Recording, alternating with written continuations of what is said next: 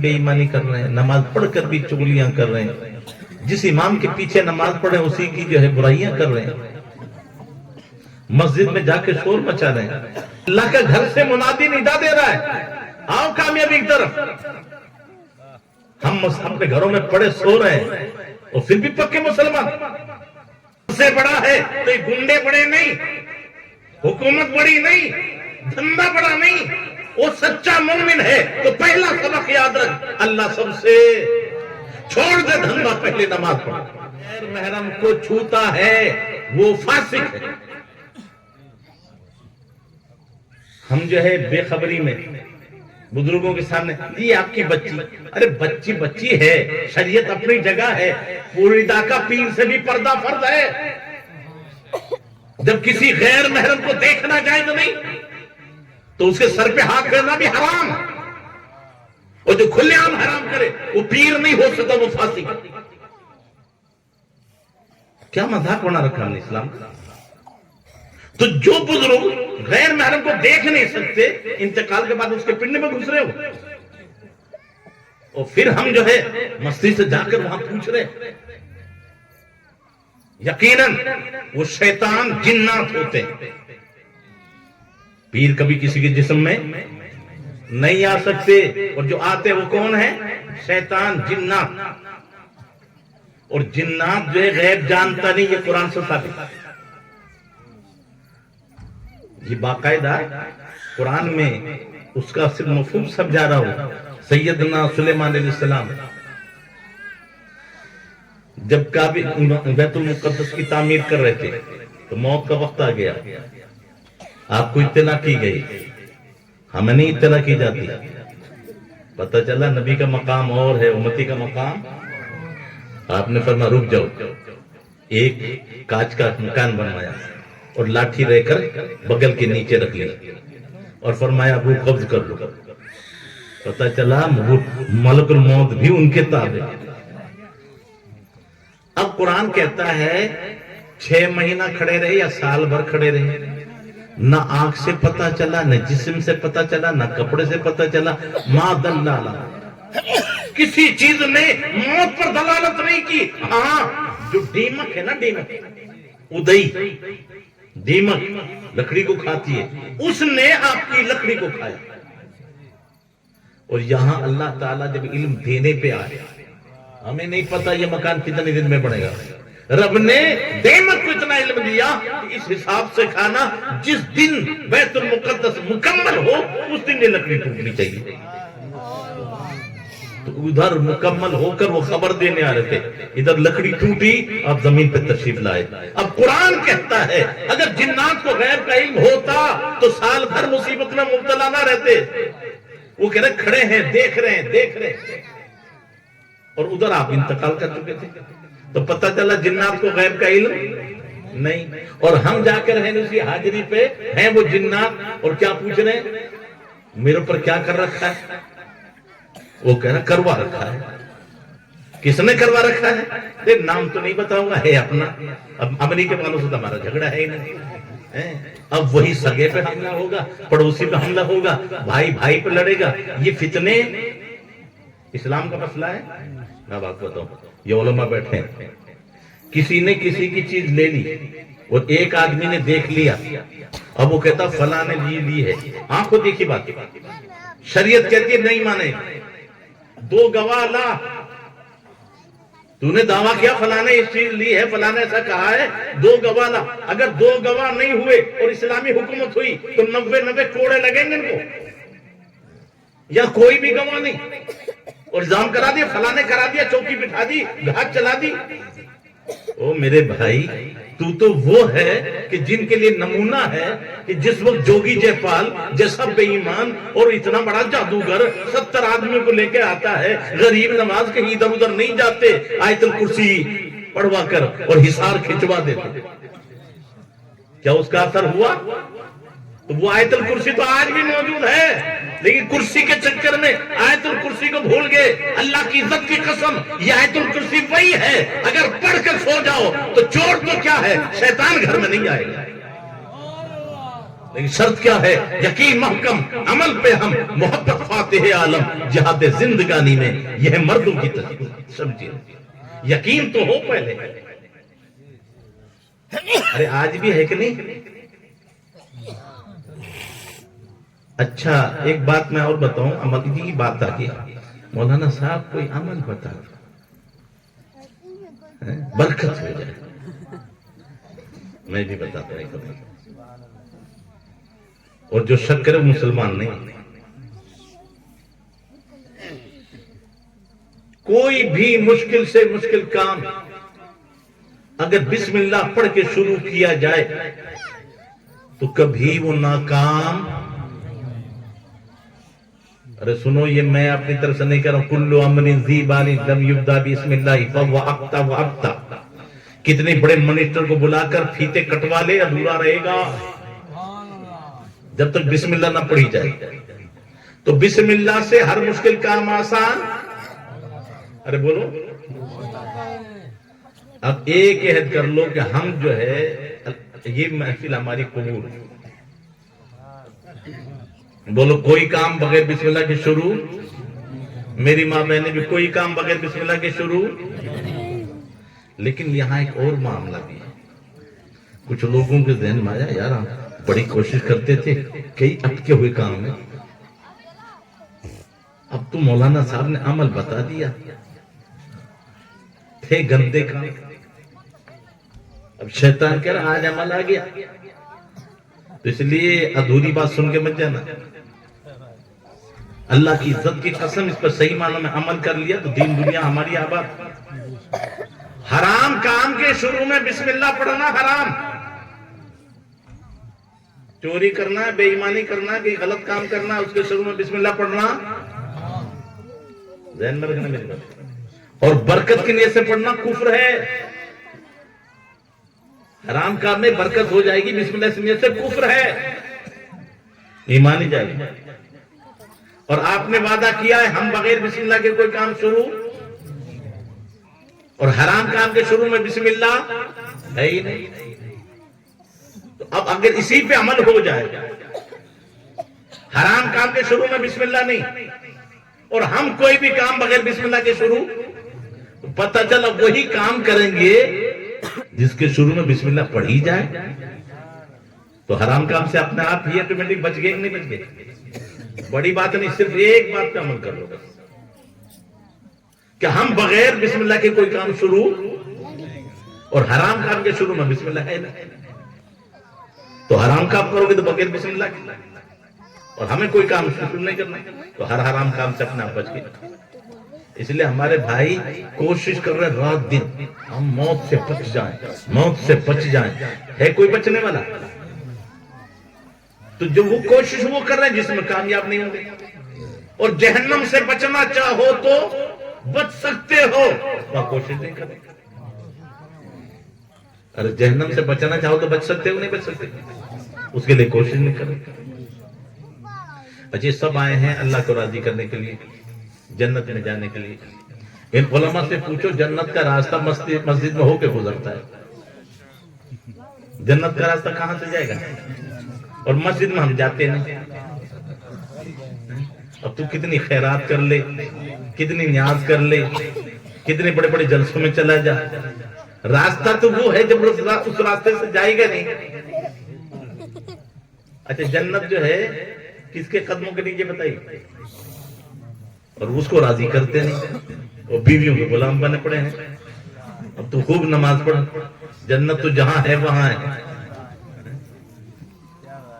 بھئی پہلے جنت چاہیے تو جہاں ہے وہاں جانا پڑے گا نا. اس لیے ہم اسلام کو سمجھیں. میں نے نہیں، قرآن نے جو کہا بے شک نماز بے حیائی اور بری باتوں سے روکتی ہے. تو یہاں لمبی چوڑی نہیں، صرف ایک بات آخری، اللہ مجھے اور آپ کو عمل کی توفیق عطا فرمائے. ایک ہے کمانا، ایک ہے بچانا. روزانہ 100 روپے کماتے ہو اور 200 روپے قرض لیتے ہو، وہ مالا مال ہو جائے گا؟ وہ تو 100 قرض کر رہا ہے. لوگ حافظ صاحب ہیں یاد کر رہے ہیں لیکن بھلا رہے ہیں. یاد بھی کرنا ہے، رکھنا بھی ہے. تو تم نے مہینہ بھر احسان کیے، اور ایک دن جتا دیا کچھ رہا، سال بھر تمہیں دولت لی، وہ بہت بوری بھر گئی دولت کی، اور ایک دن تلی دکھا دی تب۔ میں آپ کو یہ نہیں، میں اپنی طرف سے، میرے آقا ارشاد فرماتے ہیں ایک حرام لقمہ 40 دن کی عبادت کو برباد کر دیتا ہے۔ 150 لقمے کی بات نہیں ہو رہی ہے، ایک حرام لقمہ 40 دن کی عبادت برباد کر دے۔ اب میرے بھائی جو روزانہ رشوت کھا کر، سود لے کر، سٹے میں جا کر، جوا کھیل کر جو پیسہ اکٹھے کر رہے ہیں اور پھر سمجھ رہے ہیں کہ ہم نیکی کما لیں، ارے حرام مال کو اگر اچھی جگہ دو گے تو اب بھی حرام ہے، حرام۔ یہ نہ سمجھو کہ حرام کما لیا ہے اب تو اللہ کو راضی کر کے مسجد میں کچھ دے دے گناہ گار ہوگا، اور برکت کی نیت سمجھی تو ایمان بھی جائے گا۔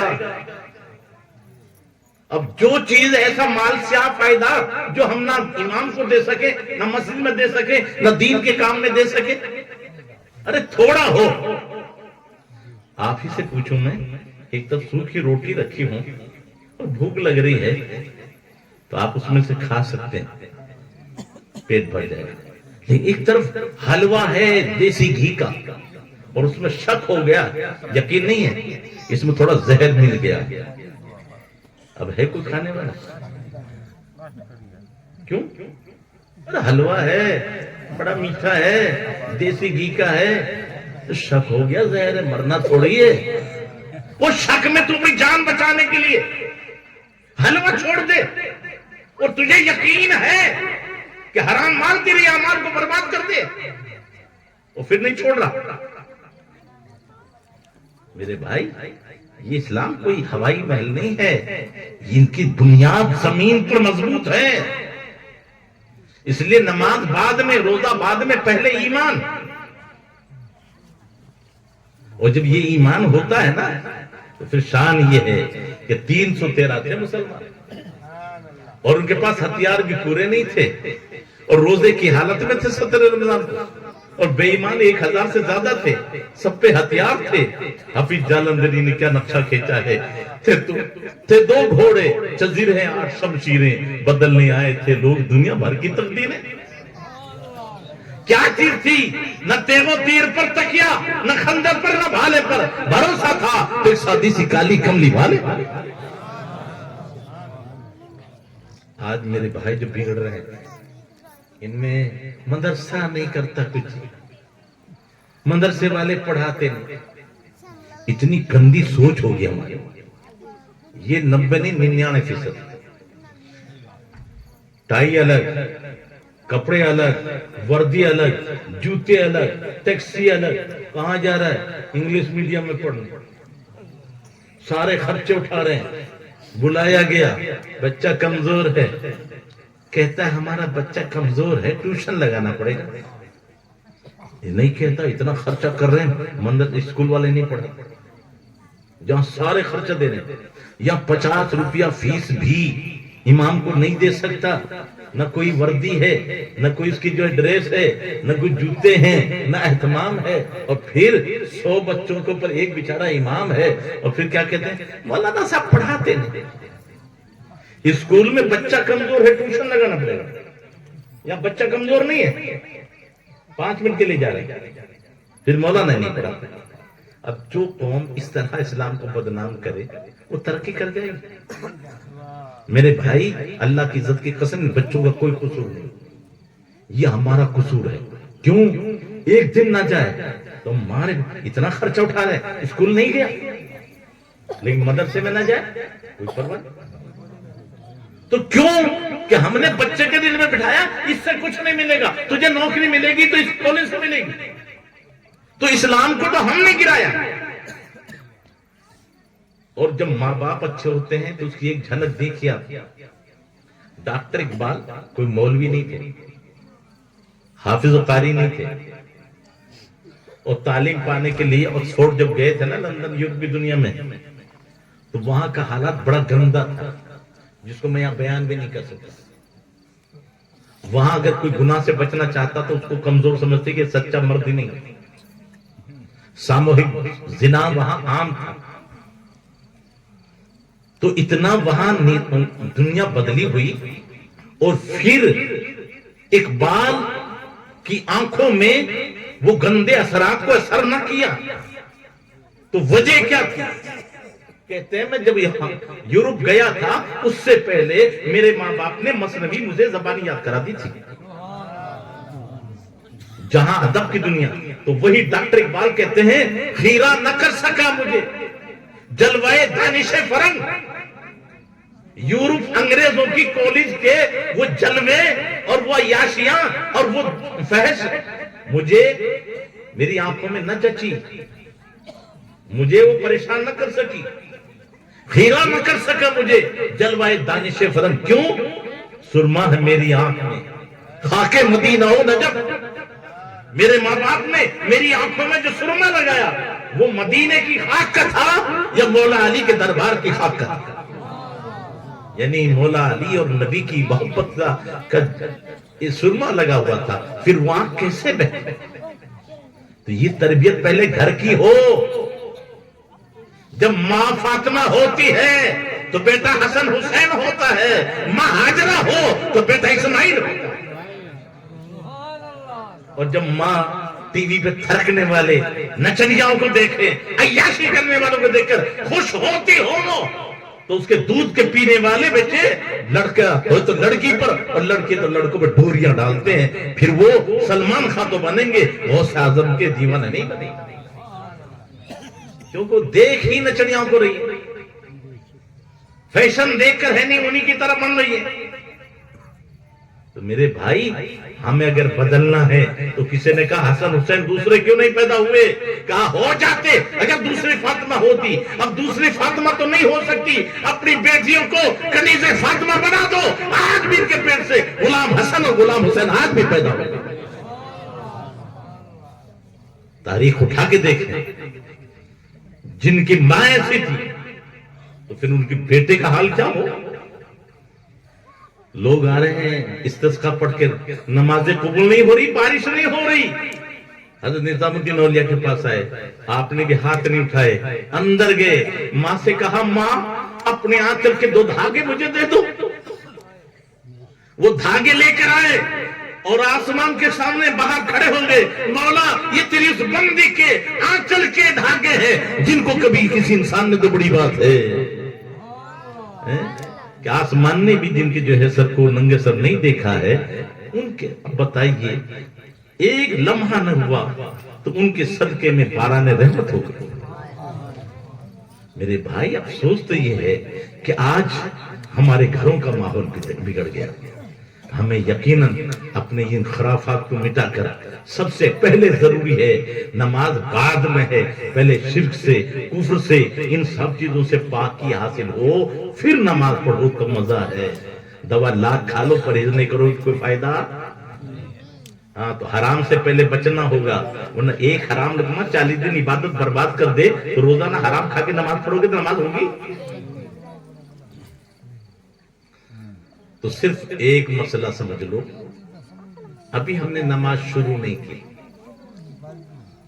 دیکھو نماز کے لیے جو علماء بھی بیٹھے ہیں، ایک بات بتا رہا ہوں آپ سے، کہیں بھی نماز پڑھنے کا حکم نہیں ہے.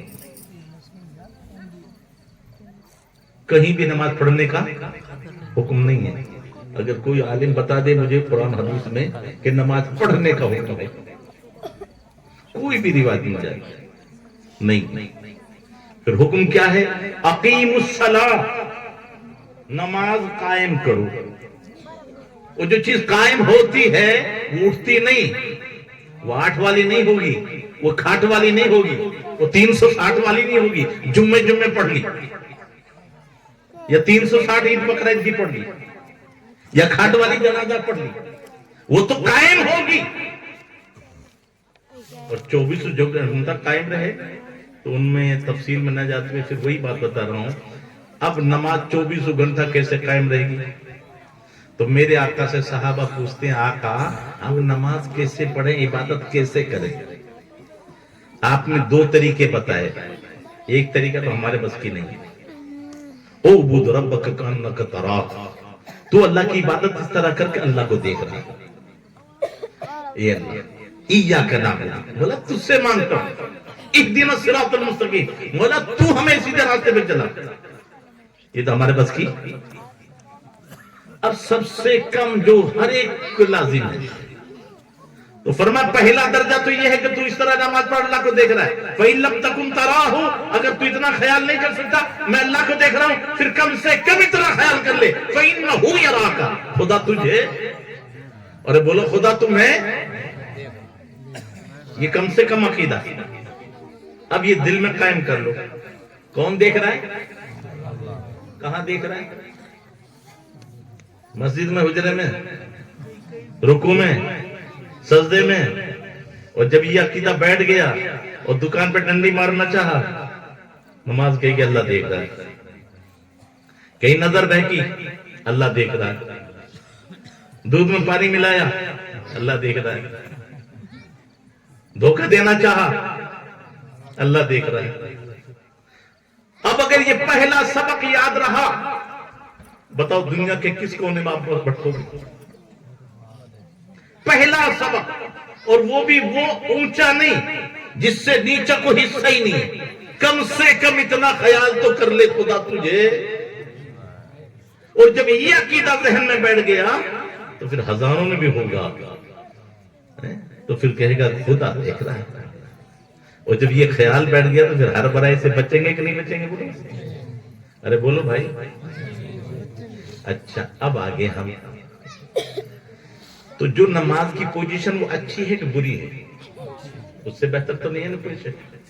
उस पर रहमत बरसती है, उसमें क्या है, ये फला जात है, ये फला जात है, ये उधर खड़ा होगा, ये इधर खड़ा होगा, ऐसा है आपके मस्जिदों में? नहीं। अगर फकीर है, गरीब है, मोहताज है, वो आगे चला गया और वक्त का रईस आया तो उसको पीछे हटा सकता है? क्यों? वो रईस होगा, वो चौधरी होगा, कहीं का होगा। यहां तो अब्दुल्ला है, वो भी अल्लाह का बंदा, ये भी अल्लाह का बंदा। वो बाहर था, छोड़ दो चौधरी साहब आगे, यहां नहीं है। यहां तो क्या है, एक ही सफ में खड़े हो गए महमूद आयाज, न कोई बंदा रहा न कोई बंदा नवाज। यहां जात भी खत्म, भेद भी खत्म, भाव भी खत्म, ऊंच नीच खत्म। जब ये खत्म और हम हो गए सब एक साथ, तो अब वहां हमारी ताकत बढ़ गई। ऐसे हम पूरे दिन अगर एक साथ मुत्तहिद रहे तो क्या ताकत बढ़ेगी घटेगी? तो अगर जब ये पैदा हो जाएगा तो फिर नफरतें क्यों? अच्छा, आखिर में आप क्या कहते हो? अस्सलामु अलैकुम व रहमतुल्लाह। जितने उनको सलाम करो, इधर भी सलाम। क्या कह रहे हो? अल्लाह तुम्हें सलामत रखे, मैं तुम्हारी सलामती चाहता हूं। अब बताओ, अगर वो दुश्मन भी था तो दो पोजीशन है। अगर दिल से कह रहे हो तो मोमिन, और सिर्फ जबान से कह रहे हो, दिल से नहीं तो मुनाफिक। और मुनाफिक के लिए इन्नल मुनाफिकीन फी दर्किल अस्फल मिनन नार, मुनाफिक जहन्नम के निचले गड्ढे में होगा। तो ठीक है, दोपहर से पहले झगड़ा था, अब हमने सलाम कर लिया तो दिल से भी थूक दे, नफरत खत्म कर दे। तो बोलो, नमाज ने बुराई को खत्म किया कि नहीं किया? और अगर सिर्फ जबान से कह रहा है तो मुनाफिक बनेगा। और मुनाफिक से, निफाक से बचना चाहते हो, उस जबान से कह दिया है तो फिर बाद में मुसाफा भी कर लेगा। ये नमाज है जहां बड़े बड़े न झुका सके, वहां तुम्हें एक दूसरे के लिए नमाज ने मोहब्बत दिलाई। अरे बोलो, सलाम करते हो कि नहीं करते? तो मुनाफिक तो नहीं बनना है ना। तो हम ये नमाज का फलसफा अगर याद रह गया तो इंशाअल्लाह दुनिया में भी कामयाब और आखिरत में भी। अब एक बात, हमारा नमाज है किसके लिए पढ़ रहे हो? अल्लाह के लिए। तो नमाज हमारी बगैर सलाम के कबूल ना हो। अस्सलामु अलैका अय्युहन नबी, बोलो, नबी पे सलाम करते हो नहीं? और इमाम गजाली फरमाते, यूं ख्याल कर ले, मेरे सामने आका तशरीफ फरमाए, फिर कह रहा हूं अस्सलामु अलैका, ए महबूब आप पर सलाम। तो जब हमारा सलाम कबूल ना, नमाज कबूल ना हो बगैर सलाम के, तो जलसा कबूल हो जाएगा? اور حکم کیا ہے؟ اذا دخلتم بیوتا فسلموا علی انفسکم، جب تم گھروں میں جاؤ تو گھر والوں کو، ارے بولو کیا کرو گے؟ گھر والوں کو، تو شوہر آئے تو بیوی کو سلام، بیوی آئے تو شوہر کو سلام، اولاد آئے تو ماں باپ کو سلام، ماں باپ آئے تو یہ ادا اپنا لو، بہت سے جھگڑے ختم ہو جائیں گے۔ کیوں؟ سلام کرنا سنت، جواب دینا واجب، اور جواب بھی مسکرا کے دو۔ اب وہاں ہو رہا تھا معاملہ جھگڑا، ابھی تو آیا نہیں، بیوی جلال میں تھی، اور ادھر وہ آ کے شوہر کے السلام علیکم۔ اب اگر سچی مومنہ ہے تو سنت کے بدلے میں ارے جواب واجب ہے نا، اور جواب بھی کیسے دیں؟ مسکرا کر۔ اب جیسے مسکرا کے جواب دیا تو جھگڑا تو ختم ہو گیا، غصہ تو گیا۔ تو یہ سلام محبت پیدا کرتی ہے، نفرتوں کو دور کرے۔ یہ گھروں میں جھگڑے ہو رہے ہیں نا، اس لیے کہ ہم نے آقا کی سنت کو چھوڑ دیا۔ تو جب بھی اب ایک صحابہ اکرام نے عرض کیا آقا ہم گھروں میں جاتے ہیں اور کوئی نہیں ہوتا، چابی ہمارے پاس، اب کیا کریں؟ تو آقا فرماتے پھر یوں کہو الصلاۃ والسلام علیک یا رسول اللہ، پھر نبی پر درود بھیجو، سلام بھیجو۔ کیوں؟ لأن روح، قاضی اعظم اسی آیت کے تفسیر فرماتے ہیں لأن روح النبی صلی اللہ علیہ وسلم موجود فی کل بیت المومن، اس لیے کہ نبی کی روح ہر مومن کے گھر میں موجود ہے۔ اب جو کہتے ہیں نا قریب نہیں وہ بے ایمان ہے، ان کے یہاں نہیں، ہم مومنوں کے یہاں ہیں، مومنوں کی جان سے بھی زیادہ قریب ہے۔ النبی اولا بالمؤمنین من انفسہم، نبی مومنوں کی جانوں سے بھی زیادہ، ارے بولو قریب ہے کہ نہیں؟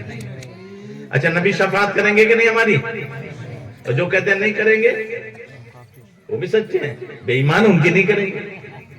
تو ویس رضا قادری جو نعت پڑھتے ہیں اس کا ایک شعر جو ہے اس کو اپنے ذہن میں بٹھا لو اور پھر صلاۃ و سلام پڑھنا۔ کیا عقیدہ ہے؟ بروز حشر شفاعت کریں گے چن چن کر، ہر داڑھی والے کے نہیں، ہر کرتا پاجامہ والے کو نہیں، بروز حشر شفاعت کریں گے چن چن کر۔ کیوں؟ ہر ایک غلام کا چہرہ حضور جانتے ہیں، غلاموں کی شفاعت کریں گے، غداروں کی جہاں تاریخ تھا، ظلمت کدا تھا، سب کالا تھا، کوئی پردے سے کیا نکلا کہ گھر گھر میں اجالا تھا، کسر باقی نہ رکھی بزمیں ان کا جگمگانے میں، عرب میں چاند نکلا چاندنی پھیلی زمانے میں، ایک عرب نے آدمی کا بول بالا کر دیا، خاک کے ذروں کو ہمدوش سریا کر دیا، خود نہ تھے جو راہ پر اوروں کے ہادی بن گئے، کیا نظر تھی جس نے مردوں کو مسیحا کر